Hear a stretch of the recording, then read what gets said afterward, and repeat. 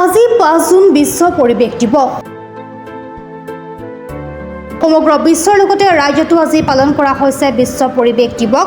Society আৰু সাংস্কৃতিক বিদ্যালয় অসম আৰু ল ৱেলফেয়াৰ ছ'চাইটিৰ উদ্যোগত আৰু দৈনন্দিন বাৰ্তা আলু প্ৰভঞ্জন জনকল্যাণ বাৰ্তা দ্য আছাম ৰাইজিং গণমাধ্যমৰ সহযোগত বিশ্ব পৰিৱেশ দিৱসৰ লগত সংগতি ৰাখি আজি ৰহা মহাবিদ্যালয়ত বৃক্ষৰোপণ কাৰ্যসূচী পালন কৰে। উক্ত কাৰ্যসূচীত উপস্থিত থাকে ৰহা মহাবিদ্যালয়ৰ অধ্যক্ষ ডক্টৰ বেদ কুমাৰ চলিহাৰ লগতে ৰহা মহাবিদ্যালয়ৰ অধ্যাপক অধ্যাপিকাসকল, ৰহা জ্যেষ্ঠ সাংবাদিক বুলন চন্দ্ৰ নাথ, লাওপানীৰ সাংবাদিক নয়নজ্যোতি ডেকা, নগাঁও জিলা ছাত্ৰ সন্থাৰ উপসভাপতি সঞ্জয় কুমাৰ কাকতিৰ লগতে মহাবিদ্যালয়ৰ ছাত্ৰ ছাত্ৰীসকল উপস্থিত থাকে। বিশ্ব পৰিৱেশ দিৱস 5 জুন।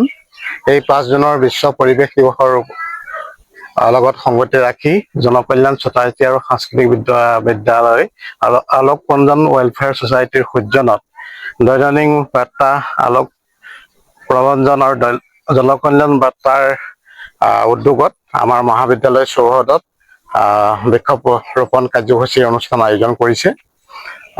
তাৰ বাবে মই তেখেতসকলক ধন্যবাদ আৰু কৃতজ্ঞতা জ্ঞাপন কৰিছোঁ।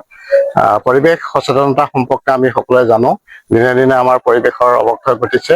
তাৰ বাবে আমাৰ গছ গছনি বেছি লাগে। গতিকে গছ গছনি বেছি থাকিলে প্ৰাকৃতিক ভাৰসাম্য ৰক্ষা হয়, ৰ'দ বৰষুণ সকলোৰে এটা ভাৰসাম্য ৰক্ষা হয়। গতিকে তেনেকুৱা এটা উদ্দেশ্য আগত ৰাখি তেখেতসকলে আজি আমাৰ মহাবিদ্যালয়ৰ চৌহদত আহি এটা মহান কাৰ্যসূচী গ্ৰহণ কৰিছে।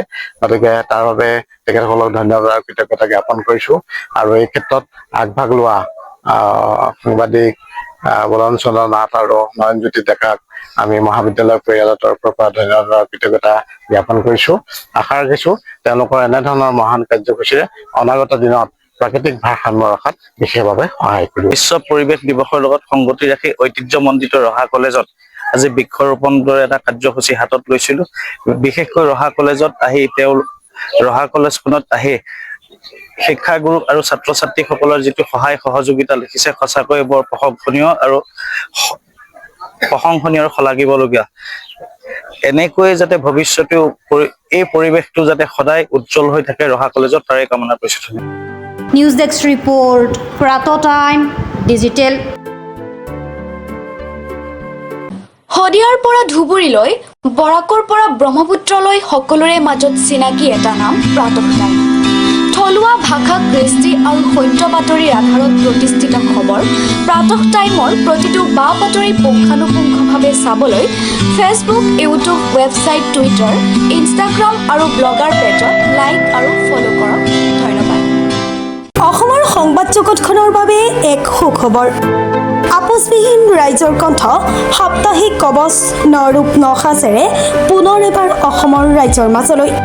স্বত্বাধিকাৰী প্ৰণীতা কলিতাৰ দ্বাৰা প্ৰকাশিত আৰু আপোচবিহীন অসমৰ বিভিন্ন প্ৰান্তৰ একাংশ নপুৰণি অভিজ্ঞতাপুষ্ট সাংবাদিকৰ দ্বাৰা প্ৰচাৰিত তথা eco printing press, Guwahati Katabari গড়চুকত মুদ্ৰিত সাপ্তাহিক কবচ এতিয়া অসমৰ বিভিন্ন প্ৰান্তত উপলব্ধ। আমাৰ ঠিকনা মুখ্য কাৰ্যালয় অসম ফৰেষ্ট স্কুল, হৰিমন্দিৰ পথ, গুৱাহাটী আৰু উপ কাৰ্যালয় Kalita market, Bijoynagar, Kamrup, Assam. Mobile number হৈছে 9435114666 অথবা 9864084600 আৰু আমাৰ ইমেইল আইডি হৈছে kobos2025@gmail.com।